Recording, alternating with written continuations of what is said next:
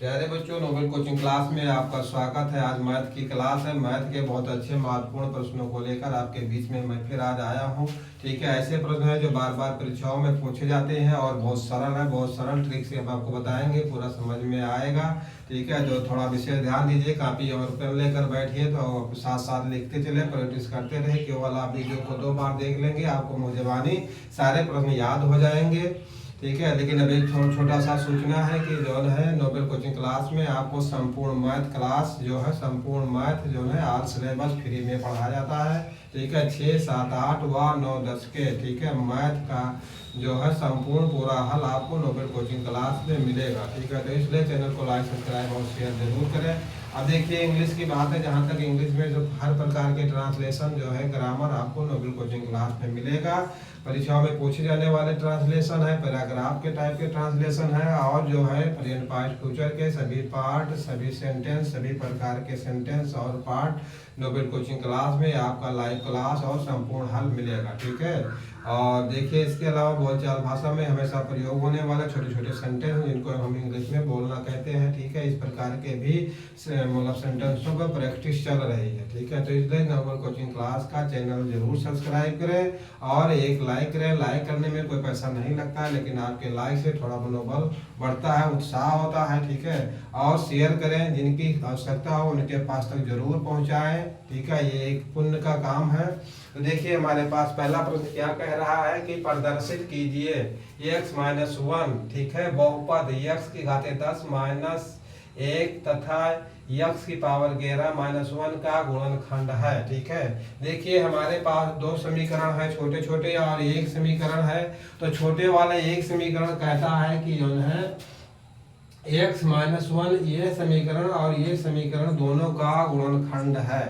अब देखिए, गुणनखंड जांचने के लिए कौन सी शर्त है हमारे पास, क्या करते हैं। ठीक है, बस 1 मिनट का काम है। 1 मिनट का नहीं, मुश्किल से मान लीजिए 30 सेकंड का काम है। 30 सेकंड के अंदर अंदर आप दोनों समीकरणों की जांच कर लेंगे कि इसका ये गुणनखंड है कि नहीं है। ठीक है, इसके लिए क्या करना है, हम कई दिनों से नहीं, इसी पर क्लासें चल रही हैं, हम आपको बताते हुए चले आ रहे हैं कि जिससे हमको जिसका गुणनखंड ये पूछ रहा है कि यानी x-1 गुणनखंड है कि नहीं है। तो किसका गुणनखंड है, ये समीकरण का और ये समीकरण का। ठीक है, तो हम क्या माना है कि माना px बराबर x की पावर 10 - 1 तथा gx बराबर है x की पावर 11 - 1। ठीक है, और सिद्ध यह करना है कि x-1 बहुपद px और gx दोनों का गुणनखंड है। ठीक है, बहुपद px और gx दोनों का x-1 गुणनखंड है। ठीक है, तो देखिए, अब हम जिसका गुणनखंड हमें ज्ञात करना है कि ये गुणनखंड है कि नहीं है। ठीक है, और किसका गुणनखंड है। ठीक है, तो देखिए, गुणनखंड ज्ञात करने के लिए क्या करना होता है कि जो हमको जिसे पूछ रहा है कि x-1 इसका गुणनखंड है, x-1 इसका गुणनखंड है कि नहीं है। तो देखिए, x-1 से हम भाग देते हैं दोनों समीकरणों में। जिस समीकरण का गुणनखंड पूछ रहा है उस समीकरण को हम भाग करते हैं। अगर भाग करने पर शेषफल 0 आता है, जो हमारा भाज्य है पूरा पूरा भाजक से कट जाता है, तो भाजक भाज्य का गुणनखंड होगा। ठीक है, भाजक भाज्य का गुणनखंड होगा। अगर पूरा पूरा नहीं करता है, अगर शेष कुछ भी बचता है, तो भाजक भाज्य का गुणनखंड नहीं होगा। ठीक है, देखिए इस प्रकार से x-1, ठीक है, ये क्या है, भाजक है, और भाज्य क्या है हमारे पास, x की पावर 10 - 1। इसी प्रकार x-1 x की पावर 11 - 1। ठीक है, प्रश्न हमारा कहता है कि ये इसका गुणनखंड है कि नहीं है, ये इसका गुणनखंड है कि नहीं है। ठीक है, अब देखिए, इसका गुणनखंड ज्ञात करने के लिए देखिए हमने मान रखा है कि px बराबर ये और gx बराबर ये। ठीक है, तो हम px और gx में क्या करेंगे, x-1 से जो का गुणनखंड मतलब जिसका गुणनखंड वो पूछ रहा है उसी से भाग देंगे। अगर शेषफल हमको यहाँ क्या मिलता है, शेषफल यहाँ पर हमको अगर 0 मिलता है तो गुणनखंड है, अगर शेषफल यहाँ 0 नहीं मिलता है तो गुणनखंड नहीं है। ठीक है। अगर शेषफल शून्य आता है तो गुणनखंड है, अगर शेषफल शून्य नहीं आता है तो गुणनखंड नहीं है। अब देखिए हमको शेष जो है ज्ञात करने के लिए क्या हमारे पास तरीका है। शेष ज्ञात करने के लिए जो हमारा भाजक है उसको हम 0 के बराबर करेंगे और यहाँ से x का मान मिलेगा, x का मान हम इसमें रखेंगे और जिसको जोड़ने घटाने पर अगर 0 आता है तो हमारा जो है गुणनखंड है, ठीक है। इसका मान हम इसमें रखेंगे तो हमको शेषफल मिलता है, फिर उसी प्रकार इसका मान इसमें रखेंगे तो शेषफल हमको शून्य मिलता है। तो अगर शेषफल शून्य मिलेगा तो हमारा गुणनखंड होगा, अगर शेषफल शून्य नहीं मिलेगा तो गुणनखंड नहीं होगा। तो देखिए जो हमारा भाजक है, भाजक को हम क्या करेंगे 0 के बराबर रखेंगे और वहां से हमको क्या ज्ञात करना है, x का मान ज्ञात करना है। भाजक हमारा है x माइनस वन बराबर 0, तो x बराबर क्या होगा, x बराबर 1 होगा, ठीक है। तो हम देखिए px में लिखेंगे px में क्या लिखेंगे, p1 लिखेंगे, ठीक।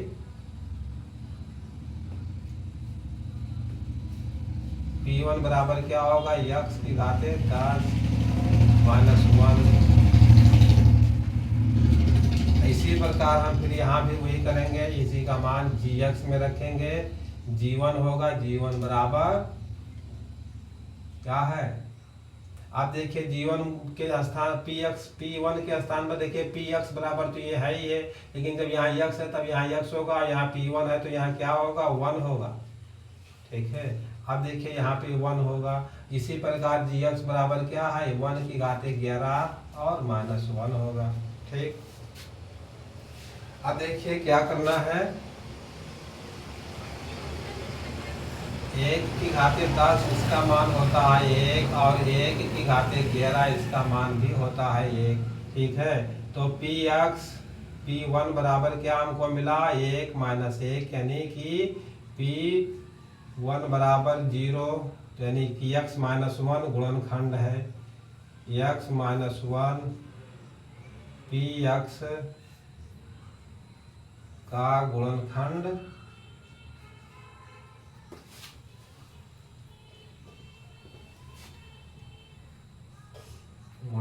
है, ठीक है। अब देखिए इसी प्रकार जीवन का हम मान निकालेंगे, जीवन बराबर देखिए जीवन का बराबर क्या होगा 1 की घात 11 इसका मान 1 होगा माइनस 1, तो फिर ये भी बराबर हमको मिला 0, तो जीवन बराबर क्या हो गया 1 हो गया, ठीक। अब देखिए जीवन का मान 1 हो गया तो इसलिए कि x माइनस 1 जी एक्स का गुणनखंड है, x माइनस 1 जी एक्स देखिए यहाँ पे कामा रहेगा, यहाँ कामा रहेगा और जी एक्स का गुणनखंड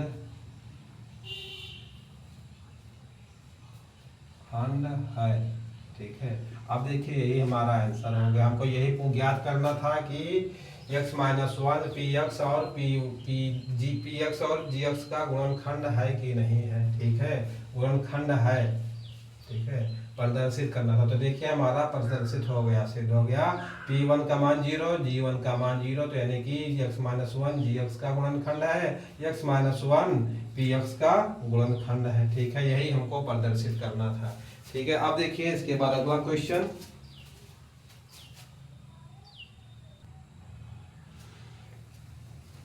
देखिए दूसरा क्वेश्चन कह रहा है कि प्रदर्शित कीजिए कि x प्लस 1 तथा 2x माइनस 3 बहुपद ये के गुणनखंड है, ठीक है, यानी कि दो छोटे छोटे समीकरण हैं और पूछ रहा है कि बड़ा वाले समीकरण का ये दोनों गुणनखंड है, हमको यही सिद्ध करना है, ठीक है। तो हम क्या करते हैं कि माना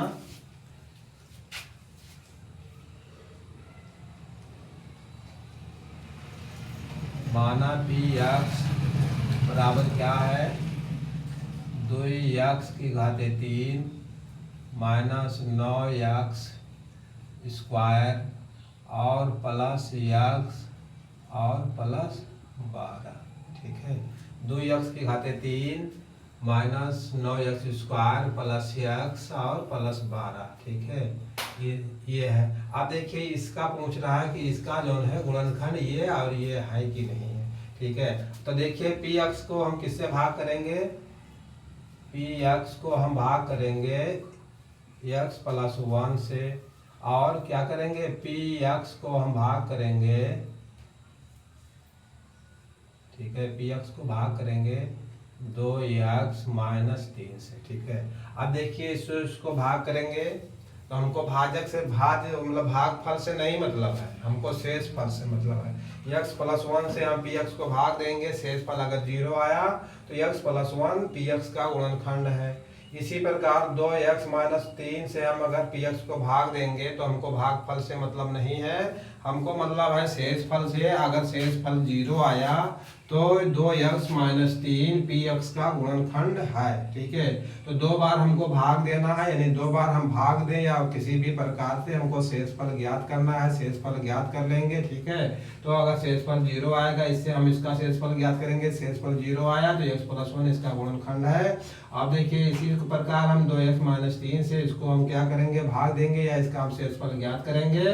तो अगर शेषफल 0 आया तो गुणनखंड है, अगर शेषफल 0 नहीं आया तो गुणनखंड नहीं है, ठीक है। चाहे हम भाग दें या हम अन्य विधि से किसी भी प्रकार से शेषफल ज्ञात कर सकते हैं। तो आप जानते हैं कि किस प्रकार से शेषफल ज्ञात किया जाता है, बहुत सरल है और बहुत कम समय में और बहुत कम स्थान घेरता है, शेषफल हमको ज्ञात हो जाता है, ठीक है। तो देखिए सबसे पहले जो हमारा पहला भाजक है, पहले भाजक को हम 0 के बराबर करेंगे और यहाँ से x का मान निकालेंगे। यहाँ से हमको x बराबर क्या मिला है, -1 मिला, ठीक है। अब देखिए हम क्या करेंगे, -1 हम पी एक्स में रखेंगे, ठीक है। तो क्या होगा p -1, ठीक है। और ये बराबर क्या होगा, यहाँ मान रखेंगे 2 गुणे -1 की घाते 3 होगा, क्योंकि x के स्थान पर रखते हैं। इसी प्रकार होगा 9 और गुणे -1 की घाते 2, फिर इसी प्रकार प्लस होगा और -1 होगा, यहाँ पे केवल x है, और फिर क्या है +12। अब 12 में हमको कुछ करना नहीं है, ठीक है, जो का जो उसी प्रकार रहेगा, ठीक है। आप देखिए इसी को हम सरल करेंगे, अगर ये 0 आता है तो क्या है, x प्लस 1 पी एक्स का, यानी इसका ये गुणनखंड है। तो देखिए -1 की घाते 3, इसका देखिए -1 की घाते 3, इसका मान क्या होगा, -1 होगा। तो 2 गुणे -1, अब देखिए -9 है, अब देखिए -1 की घाते 2, इसका मान 1 होगा, +1, तो ये +1 का इसमें गुणा होगा, यानी 1 का। आप देखिए ये है -1 यहाँ आके माइनस करेगा, तो ये क्या होगा -1, ठीक।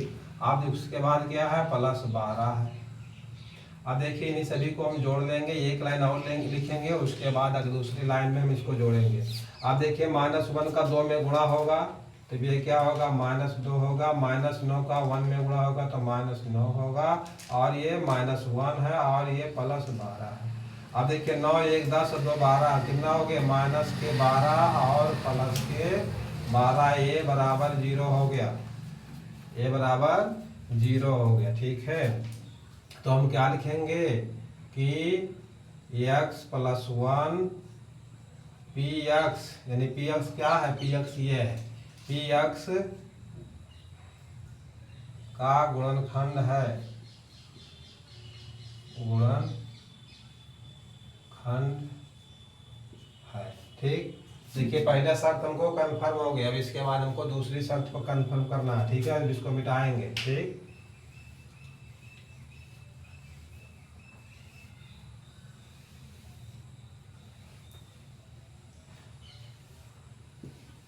अब देखिए इसी प्रकार हम इसको भी दूसरे भाजक को 0 के बराबर करेंगे। यहाँ से हमको क्या मिलेगा, 2x बराबर 3 होगा, ये माइनस में है, उस पार जाएगा प्लस में होगा, तो x बराबर क्या हो जाएगा 3/2, ठीक।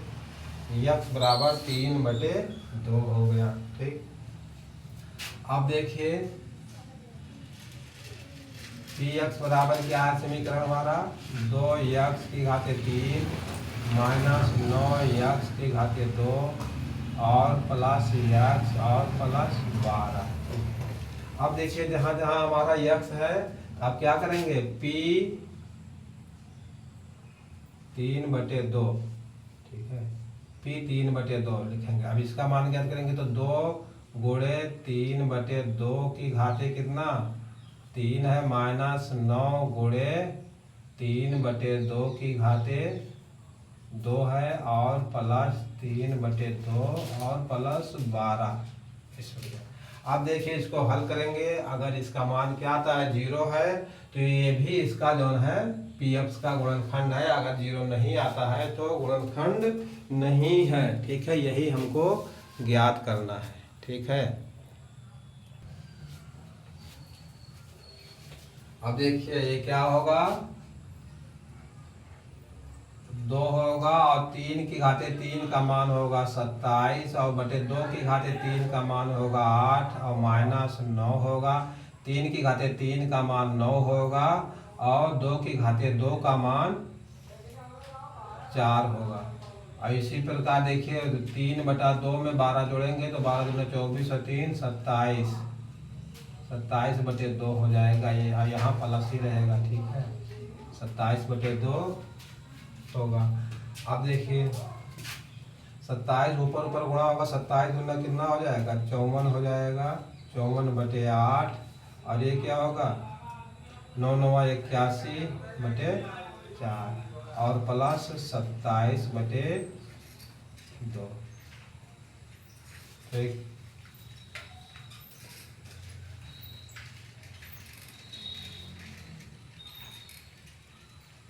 अब देखिए क्या करना है, प्लस में कौन कौन संख्या है। प्लस में संख्या हमारे पास यहाँ 54 है और यहाँ 27 है।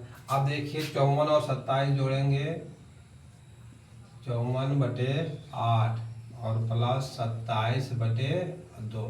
देखिए इसमें 4 से गुणा होगा, इसमें 4 से गुणा होगा तो ये हो जाएगा 54 और ये बटे 8 और ये प्लस 7 चौक 28 और 4 सते 28 और 4 दूनी 8 और 2 10 और ये बटे 8 हो गया। ठीक है, अब क्या करना है 54 और 108 तो 54 और 6 60 2 62 यानी 162/8। ठीक है, अब देखिए इसको काट दीजिए। ठीक है,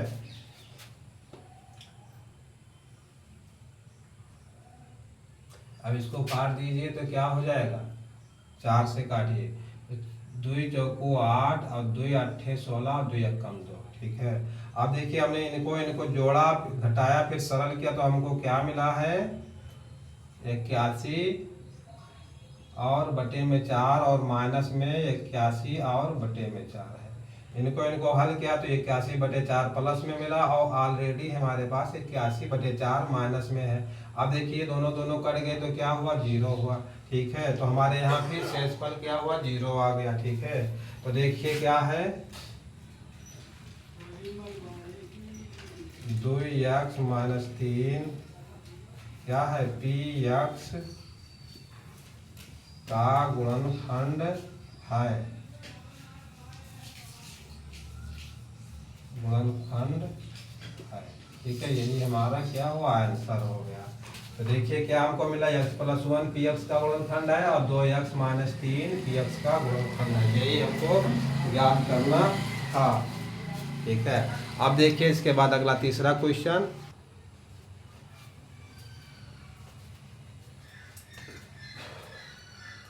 देखिए तीसरा क्वेश्चन कह रहा है कि वास्तविक भाजन क्रिया किए बिना सिद्ध कीजिए कि बहुपद ये से पूर्णता विभाज्य है। ठीक है, कि बिना भाग किए हुए सिद्ध कीजिए कि यहाँ से ये पूर्णतया विभाज्य है। ठीक है, अब देखिए ये कब सिद्ध हो पाएगा, ये सिद्ध जब हो पाएगा जब हम यहाँ से x का मान निकालेंगे और इसमें रखेंगे और शेषफल ज्ञात करेंगे। शेषफल अगर 0 आएगा तो पूर्णतया विभाज्य है, अगर शेषफल 0 नहीं आता है तो पूर्णतया विभाज्य नहीं है। ठीक है, ये क्रिया हमको करना है। ठीक है, तो देखिए अब हम माना कि px हमारा ये है,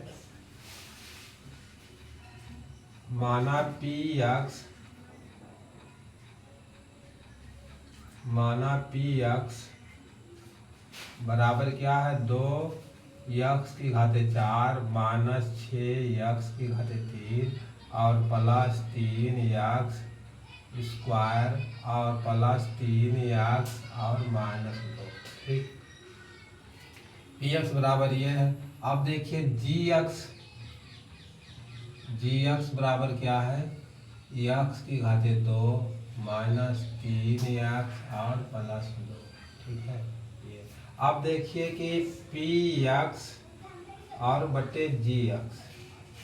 ठीक है, पी एक्स और जी एक्स, अगर हम जी एक्स से भाग करें और पी एक्स पूरा पूरा कर दिया है तो जी एक्स पी एक्स का गुणनखंड है। लेकिन ये कहते हैं कि वास्तविक भाजन क्रिया नहीं करना है। ठीक है, हमको भाग नहीं करना है। ठीक है, तो इसलिए जो हम जी एक्स को हल करेंगे और जी एक्स हल करने के बाद में हमको वहां से छोटे छोटे पार्ट में हो जाएंगे, वहीं से हम एक्स का मान निकालेंगे और बारी बारी से इसमें रखेंगे।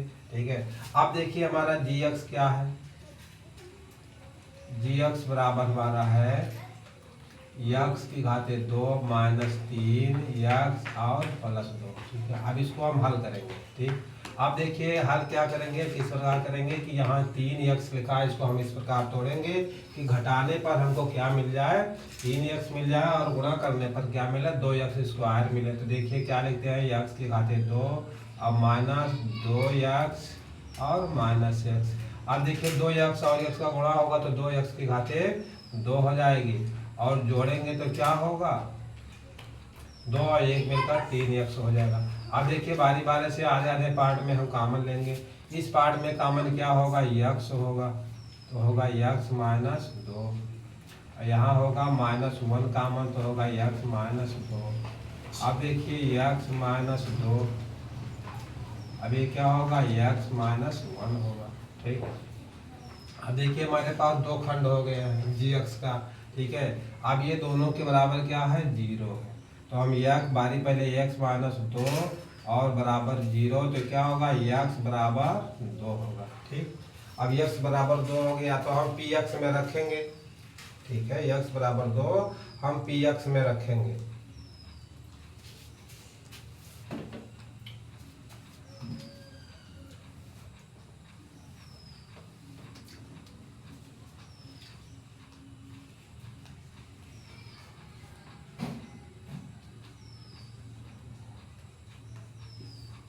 इस प्रकार। ठीक है, और इस प्रकार क्रिया हमको नहीं करना है। ठीक है, जी एक्स बराबर 1 हमारा समीकरण है और पी एक्स बराबर भी हमारा एक समीकरण है। ठीक है, अब देखिए हम पी एक्स में क्या रखेंगे, तो ये होगा P2 का मान निकलेगा। तो इसमें क्या है, देखिए थोड़ा इसको उधर होना चाहिए तो हमारा पूरा इसी के नीचे आ जाता। देखिए ये वाला पार्ट हम थोड़ा इधर खिसका रहे हैं, एक्स की घाते 2 और माइनस 2 एक्स माइनस एक्स और प्लस 2। ठीक है, अब होगा एक्स माइनस 2 और -1 तो एक्स माइनस 2 और एक्स माइनस 2 तो क्या होगा, एक्स माइनस 1 होगा और ये बराबर 0 होगा। तो एक्स माइनस 2 बराबर 0 और एक्स बराबर 2। ठीक है,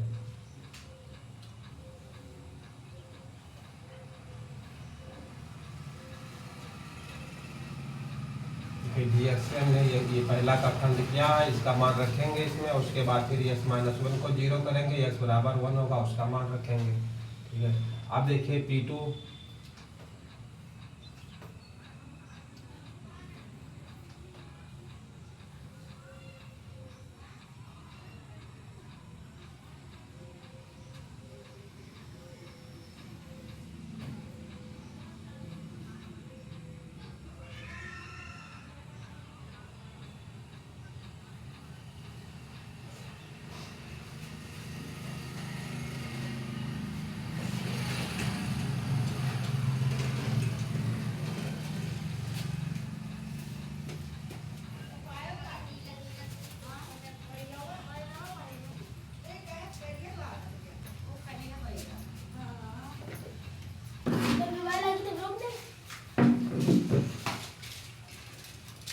अब देखिए यही को सरल करना है। तो 2 ये है और 2 की घाते 4 का मान कितना होता है, 16 होता है। तो 2 गुणे 16 और माइनस 6 और 2 की घाते 3 का मान होता है 8, तो 6 गुणे 8 हो गया। अब देखिए प्लस यहाँ है 3 तो ये 3 होगा और 2 की घाते 2 का मान कितना होगा, 4 होगा। ठीक है, अब देखिए 3 दूनी 6 तो +6 और -2। अब देखिए 16 दूना कितना हो गया 32 और 6 -48 और 6 चौको 24 और फिर 6 में से 2 निकलेगा, 6 चौको 24 नहीं सॉरी। अब देखिए 6 8 48 यह हो गया और 3 चौको यह होगा 12, ये होगा यहाँ पे 12 होगा। ठीक है, आप देखिए 6 में से 2 निकलेगा तो प्लस के 4 बचेंगे।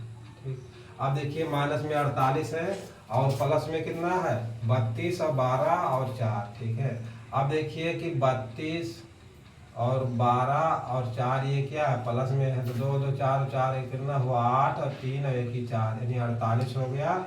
कि 48 माइनस 48 और ये बराबर कितना हो गया 0। ठीक है, अब देखिए x का मान हम इसमें रखे हैं ये P2 का मान 0 आ गया। ठीक, अब देखिए इसी प्रकार हम इसको करेंगे x - 1 बराबर 0 तो x बराबर 1 रखेंगे। ठीक,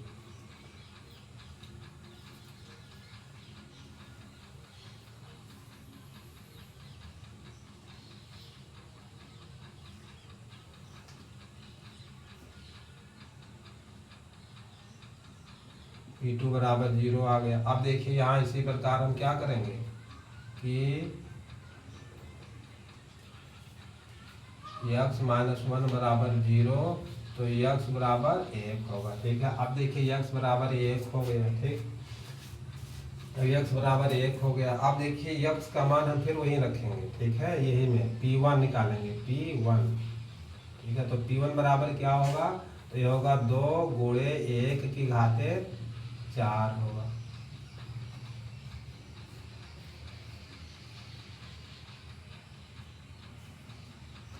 अब देखिए यहाँ पे -6 गुणे 1 की घाते 3 और +3 गुणे 1 की घाते 2। ठीक है, आप देखिए 3 गुणे 1 यहाँ पर और -3 गुणे 1 और -2। ठीक, इसको हल कर लीजिए। अब देखिए तो ये बराबर क्या है 2 और 1 की घाते 4 का मान गुणे 1 हो गया -6 गुणे 1 हो गया। अब देखिए +3 और गुणे 1 हो गया, इसका मान भी 1 हो गया। 3 गुणे 1 ये भी 1 हो गया +3 गुणे 1 और -2। ठीक है, अभी 2 1 2 -6। ठीक है, और +3 और फिर +3 और -2। ठीक है, अब देखिए 3 और 3 ये 6 हो गया और 6 ये है। ठीक है, तो प्लस प्लस पहले जोड़ लीजिए 3 और 3 6 और 2 ये कितना हो गया 8 और -6 और 2 ये 8 ये बराबर 0 हो गया। ठीक है, अब देखिए क्या हुआ P1 इसका मान भी 0 आया और P2 का मान भी 0 आया। ठीक है, तो क्या होगा Px Gx का गुणनखंड है।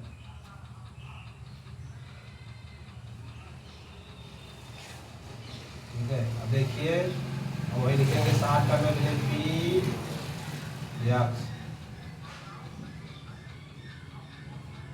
Px Gx। ठीक है, से पूर्णता Px Gx से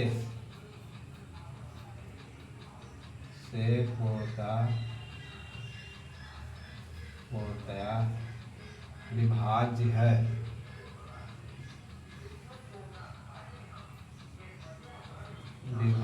ठीक है, और यही हमको ज्ञात करना है। ठीक है, एक बार फिर रिपीट कर रहे हैं, देख लीजिए। देखिए कहता है कि वास्तविक भाजन क्रिया किए बिना सिद्ध कीजिए कि बहुपद।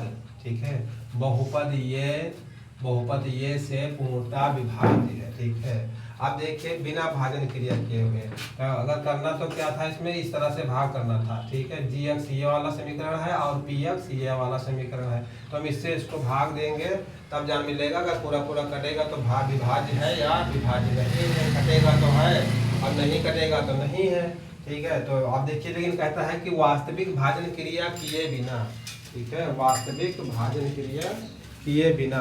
ठीक है, तो अब देखिए वास्तविक भाजन क्रिया अगर हम नहीं करेंगे तो हम कैसे ज्ञात करेंगे कि क्योंकि देखिए पहले इस समीकरण को हल करेंगे, यहाँ से हम इस प्रकार हल करके हमको यह मिला है x-2 और इंटू x-1 बराबर 0 मिला है। ठीक है, अब देखिए यहाँ से x बराबर 2 और यहाँ से x बराबर 1 दोनों मान हम बारी बारी से इसमें रखे हैं, तो दोनों सुनिए हमारा जो शेषफल ज्ञात करते हैं दोनों हमारा 0 आ गया है। ठीक है, px में हम रखे हैं p2, तो p2 बराबर 0 और px में हम p1 रखे हैं तो ये भी बराबर हमारा 0 आ गया। ठीक है, अब देखिए p1 और p2 हमारा 0 आ गया है, तो क्या है कि gx से px पूर्णतया विभाज्य है और यही हमको ज्ञात करना था और यही हमने ज्ञात कर दिया है।